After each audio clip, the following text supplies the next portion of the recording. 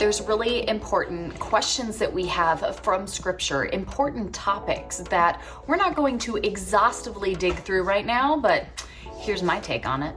Should Christian women wear head coverings? The answer? Well, no and yes. Because it depends on what you mean by head covering, and Scripture is really clear on the matter. So let's look at some scriptures real quick and see exactly what God has to say and what that requirement for us as Christian women truly is. Now, before we get into this, I do want to invite you guys, because today at 11 a.m. Eastern Standard Time, each and every Wednesday we're doing this, so you can mark it on your calendar.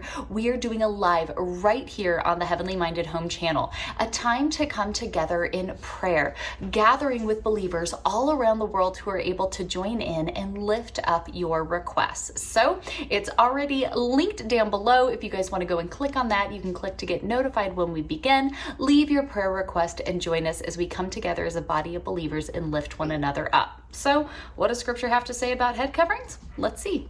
So the main text here for the topic of head covering would be found in Paul's letter to the Corinthian church. 1 Corinthians 11, we're going to read verses 3 through 16, and let's touch on these points to see exactly what this means and what it looks like in our world today. Paul writes here, starting in verse 3, "But there is one thing I want you to know. The head of every man is Christ, the head of woman is man, and the head of Christ is God. A man dishonors his head if he covers his head while praying or prophesying, but a woman dishonors her head if she prays or prophesies without a covering on her head. For this is the same as shaving her head. Yes, if she refuses to wear a head covering, she should cut off all her hair. But since it is shameful for a woman to have her hair cut or her head shaved, she should wear a covering. A man should not wear anything on his head when worshiping, for man is made in God's image and reflects God's glory, and woman reflects man's glory. For the first man didn't come from woman, but the first woman came from man. And man was not made for woman, but woman was made for man. For this reason, and because the angels are watching, a woman should wear a covering on her head to show that she is under authority. But among the Lord's people, women are not independent of men, and men are not independent of women. For although the first woman came from man, every other man was born from a woman, and everything comes from God. Judge for yourselves. Is it right for a woman to pray to God in public without covering her head? Isn't it obvious that it is disgraceful for a man to have long hair?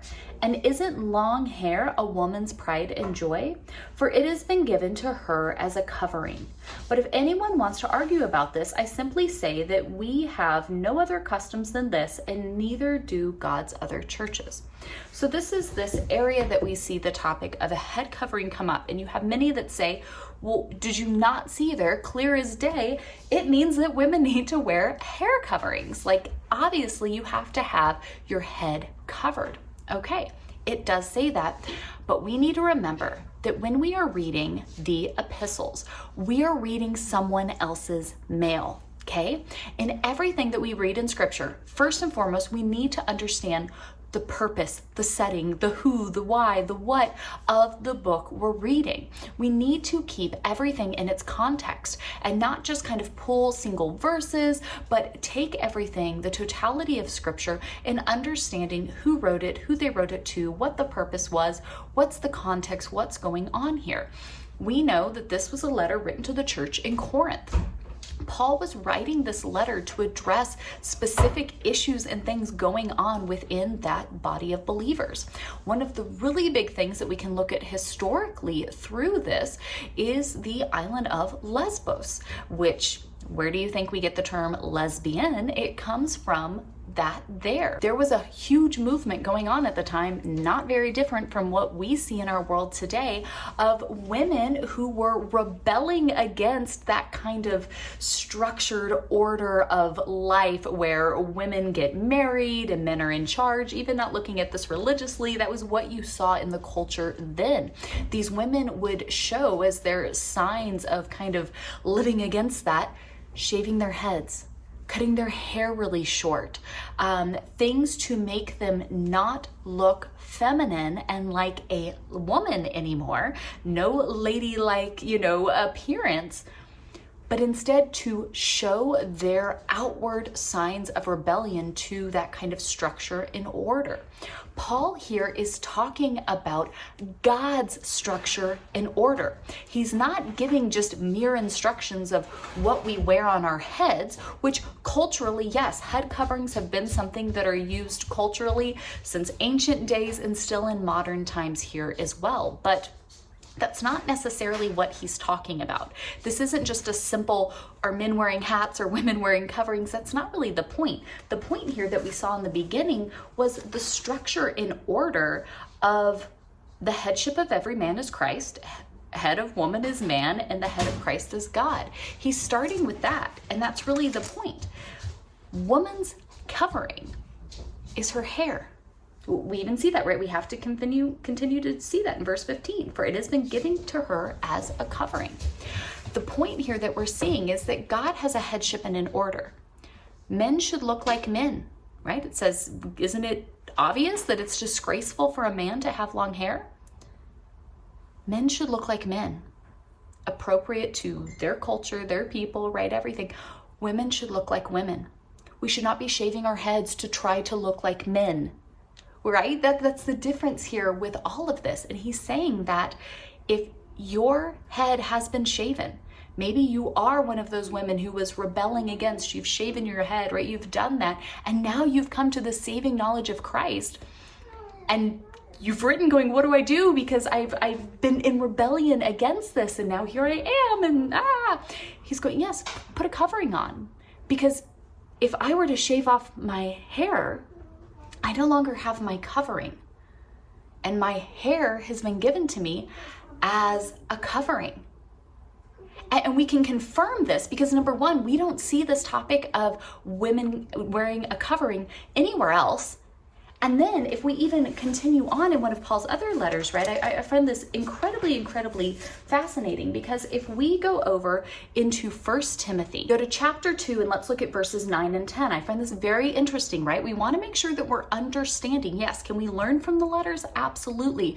But we want to keep that context of in remembrance that we're reading someone else's mail. In his letter to Timothy, he says, and I want women to be modest in their appearance. They should wear decent and appropriate clothing and not draw attention to themselves by the way they fix their hair or by wearing gold or pearls or expensive clothes. And then we'll read verse 10. It says, for women who claim to be devoted to God should make themselves attractive by the good things they do. So if in Paul's letter to the church in Corinth, he was meaning that all Christian women for all of time should absolutely wear a covering over their head, then why later in his letter to Timothy is he saying, hey, the ladies there, remember, it's what's inside. They don't need to be focused on their fancy hairdos and their, all that stuff. That's not what matters. If the answer was, hey, what's going on? I already told y'all that everybody needs to be wearing, all the women need to be wearing head coverings. Why wouldn't he have stated it there? Isn't that an interesting thought? So we put the context into this, that in Corinth, he's dealing with these women who have shaved their heads in an act of rebellion. They're no longer under the system, right? Like, look at the feminist movement we have today, guys. It didn't just exist, right? You have that. And he's writing to them saying, hey, I know many of you are being saved because the work in Corinth was amazing. So now, yes, you can cover your hair because your hair is your covering. So it would be a dishonor if we shaved off all of the women's hair, right? Because their hair has been given to them as a covering. It shows the headship of Christ, the order, the structure. That's the point of it. And we know that that in its context makes sense, because then in his letter to Timothy, something they're dealing with is women. They were kind of showing off how much money they had based on what they had going on with their hair. They literally were weaving jewels and gold and things into their hair. But honestly, look at us today. How much you spending at the salon, right? The things that you go and do and stuff. And it's like, whoo, look, whoo, she got some fancy, you kind of see that. He's talking about that. If the answer was just Christian women are to have their head covered across the board, why would he later be talking to another church and saying, hey, you don't need to be focused on that. What's on the inside? Because if the answer was all Christian women are to have their heads covered all the time, he would have said, why are they showing up to church and doing this stuff with fancy braided hair and that stuff isn't covered? That wouldn't make sense. So in this final hot take here, let's just recap. Can women cover their head? Yes, and we should. That's what our hair has been given to us for, to be our head covering. We as women are to look like women, as the men are to look like men. And so if it is something that you are battling with, maybe you are one who's really idolized your hair and your appearance. And so for you as a time to really work through that area of idolatry in your life, you do choose to use fabric to cover your hair so that way it's not an area of focus while you tend to that deeper rooted heart issue. There's nothing wrong with that. If you feel like you would like to wear a head covering, of course you can. You can absolutely wear a head covering. Is it something that is required of Christian women or makes you a better Christian woman or holier in some way because your head is covered with fabric? No, not at all. The point here in its context was addressing a specific church with specific issues in a specific place in a specific time. He was reminding them of, yes, the headship, the structure and order that we all live under, and showing that by us women keeping our heads covered, looking like women, submitting to our husbands, being under the men's leadership, we are showing that submission to trusting in the Lord, His ways, and His will for our lives. Should our focus be on our outward appearance across the board? No, it comes from the good things inside. There's nothing wrong with having pretty hair, taking care of ourselves, throwing on a little makeup, doing something like that. But when it comes our focus, it becomes what we are trying to show off to everyone instead of what's inside. That's where we have an issue. So I'll leave you guys some more resources down below if you have any other questions or things that you would like to see us cover here in these quick little Wednesday videos where we tackle a hot topic. Go ahead and leave me a comment below. Otherwise, I will see you over at 11 o'clock Eastern Standard Time here for our prayer gathering. Bye, friends.